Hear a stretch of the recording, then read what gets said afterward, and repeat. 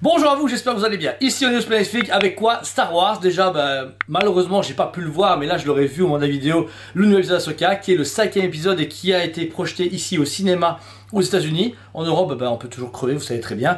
Un épisode sûrement qui s'est projeté au cinéma doit être hyper important. Donc là, si vous n'avez pas le temps, regardez-le maintenant ou foncez le regarder, parce que je suis pratiquement sûr qu'il a pété sa maman. Ici en Black Series, on a reçu beaucoup de choses. Tout d'abord, dans la Bad Patch, j'ai présenté il y a plus ou moins un mois, parce qu'il y a un gros décalage avec les sorties, Wrecker, donc la saison 2 de Bad Patch. On a pu avoir les 3 derniers qui forment ensemble, du coup, la Bad Patch. On a ici Hunter. Alors, malheureusement, on recommence, packaging de merde, parce qu'on n'a pas la photo de la figurine, enfin le visuel. Ici, une photo complètement ratée de Hunter, parce que s'il est comme ça dedans, on va pas bien le vendre. La fameuse fresque qui continue à Bad Patch. On n'est pas sur une nouvelle fresque, on est sur le suite de fresques de Bad Patch saison 1. On passe à la saison 2 qui se complète. Alors, super cool, même si la saison 2 était moins percutante que la saison 1, mais beaucoup de gens étaient quand même contents de la voir. Ensuite, le fameux tech, qu'on vous dira pas pourquoi ils auraient pu le faire autrement. Sublime, très proche du premier, donc c'est vachement copier-coller ce qu'on a pu avoir au premier, mais voilà, après, il faut bien compléter, et Hasbro, vous savez très bien, du recyclage, c'est une seconde nature chez eux. Ensuite, le fameux Echo, magnifique mercenaire Echo, qui ici retravaillé en design, en costume, etc., et encore une fois en fresque. Alors, je ne sais pas si je peux vous le montrer ici, parce que des fois, ça colle pas toujours. Magnifique, non, ça colle pas. Ça colle ici, voilà. Donc, pour rappel, vous pouvez voir que ça fait parfaitement le raccord entre chaque figurine. Donc, si vous exposez sur le côté une fois déballé ou laissé emballer, ça fait toute une fresque qui rentre dans les Billy Ikea. Parce que j'ai fait ça chez moi, forcément. Et pour finir, non des moindres, un Republic Commando full white. Alors, ils appellent ça Clone Commando, parce que si vous êtes des vieux fans, c'est Republic Commando, mais bon, la République, c'est plus trop ça, etc. Donc, on est sur le Clone Commando full blanc. Packaging figurine que j'ai pu déballer en double chez moi, elle est exceptionnelle. Elle peut se mettre dans n'importe quelle position, accroupie, debout, en mode attaque, en mode soldat, et customisable. J'ai pas mal d'amis qui les ont achetés pour commencer à les peindre à la sauce Republic Commando comme le jeu vidéo, ou même d'autres, parce que ça les faisait kiffer. Ensuite, dans le monde des jeux vidéo, 2 grosses sorties sont arrivées que beaucoup de gens attendaient. C'était la Bastille Shan ainsi que Dark Malak. Audio qui était inséparable, façon de parler en précommande. Tout d'abord Bastille Shan. Alors ici vous pouvez voir une magnifique figurine qui a été retravaillée au niveau sculpture et au niveau sabre laser. La fameuse fresque, je pense que Maxime justement sa chaîne l'a fait en vidéo, donc si vous voulez la voir, elle sera dessus. J'ai pas eu le temps de regarder toutes ces vidéos. Et ensuite le fameux Dark Malak. Revan est sorti en 2 modèles, en version Sith et Jedi il y a déjà quelques années. Et Malak était demandé. Le voici du coup présent chez nous. Alors il est sublime. J'ai vu des unboxings de gens, il est magnifique, la packaging est vraiment cool. Et il était temps que Hasbro se dise ok, on a autre chose que des vieux épisodes de Bad Patch ou des vieux trucs de Star Wars. Du jeu vidéo, c'est hyper demandé. Pour terminer, dans la version Clone Wars, on a reçu le Commander Jesse.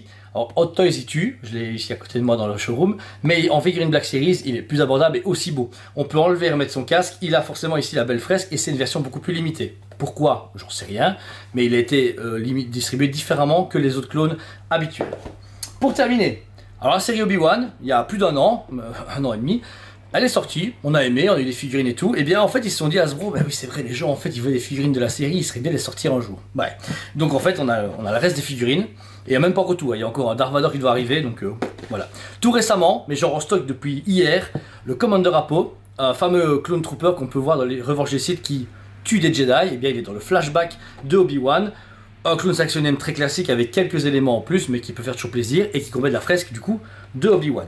Ensuite, et vous remarquez que c'est un vieux packaging. Alors pourquoi il est en plastique et ce juste avant je les ai en full carton, je ne sais pas. Alors Hasbro, va te faire foutre, me saoule à fond. Parce que c'est vraiment dommage. Alors là on a la fameuse Tala du Rite. Je trouve ça vraiment un nom préservatif personnellement, mais chacun son truc. Un perso super apprécié des fans, une femme très forte et en plus moitié rebelle, moitié fan de la République, etc. Qu'on a en version impériale mais pas encore en civil, mais elle est super cool. Customisable forcément en version impériale comme on veut, vous changez la tête, vous avez n'importe quel impériaux, mais déjà elle, c'est cool de l'avoir fait, mais pareil, un an trop tard, j'ai pas compris. La fameuse, alors c'est 5e sœur, non 4e sœur, j'étais pas loin. La 4e sœur qu'on peut avoir apparaître uniquement dans les comics et dans cette série télé là, super charismatique, mis un peu en arrière, mais enfin rejoint le grand inquisiteur, Reva et le 5e frère. C'était un petit peu de temps, très limité également comme Commander Jesse, je sais pas pourquoi, on a eu 4, j'ai dû recommander en amont pour avoir les clés, etc. Mais une très belle figurine du premier abord. Et pour finir, qui dit série Obi-Wan dit Obi-Wan. Ouais, parce qu'en fait ils ont fait un début de série en clochard, en semi-clochard, en Jedi normal. Là c'est le modèle contre Darth Vader, donc si vous voulez acheter... Jabim, même pas, je sais plus.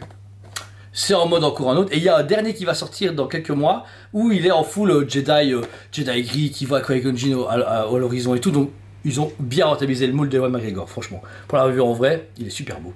Donc voilà, mais il est cool pour ceux qui veulent le nouveau costume. Il est là, bref autrement. Pour terminer, en version 40e anniversaire, c'est de la tuerie monumentale. Pour les fans nouveaux et anciens, c'est les meilleures figurines jamais sorties depuis des années. Pourquoi? Déjà, regardez-moi ça, la gueule des figurines. On retrouve le côté vintage des rétros, mais en version Black Series et avec un packaging hyper accurate. Le visuel de Luke, la figurine super beau visage. Alors, seul problème, c'est que la photo de Luke en version Palette Jabba, il doit avoir une cape. Et ben, ah, il a pas de cape, non, il a pas de cape. Le seul truc qu'il a, c'est qu'on peut changer son tissu devant en PVC pour faire qu'il est rabattu ou pas. Le détail qui tue, ou qui tue pas, mais il n'y a pas de cape. C'est peut-être ça mon seul bémol. Très beau Luke qui va avec Darth Vader, et vous dites, ouais, mais juste Darth Vader, c'est dur à le trouver en Retour de Jedi. Et ben on l'a reçu en magasin, qui est encore 10 fois plus beau. Franchement, c'est hyper nostalgique. Je trouve que là, en plus, cette carte-là, du Darth Vader, elle est merveilleuse. Je l'ai eu en main plusieurs fois dans la collection de mon père. Et celui-là, alors on a l'acteur original dedans, pas Hayden Christensen. Deux mains différentes, poing fermé, donc main coupée et main avec sabre laser. On peut mettre le masque et la coupole au-dessus, donc vraiment d'un point de vue figurine, il est au top.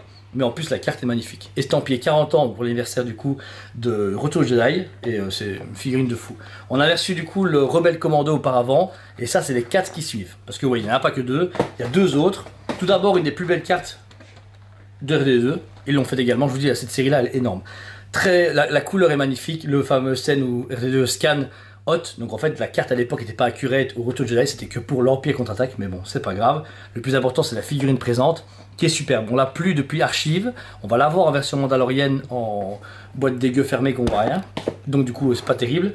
Mais celui-ci R2 est génial, plein d'accessoires, donc si vous voulez faire du diorama c'est tip top. On a 34,90, ça va.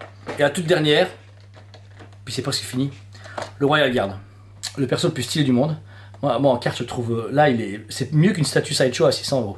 Je trouve qu'il est magnifique. Du mix média, la carte, la couleur, la texture, enfin, tout est parfait. C'est très très belle figurine. Et je trouve que il faut l'acheter par deux parce que les Royal Guard vont par deux. Vous savez très bien, le capitalisme de Star Wars fonctionne toujours avec Disney. Donc n'hésitez pas, on les a achetés en plusieurs exemplaires pour le magasin. Mais celui-là, gros coup de cœur pour moi. Et pour terminer, et là je vous fous la paix après, il fallait ici que ça finit pour aujourd'hui. On est sur la dernière des 3 exclusifs Boba Fett Vintage Collection. Il y en a d'autres, mais j'ai pas, la vidéo va être trop longue pour tout vous montrer.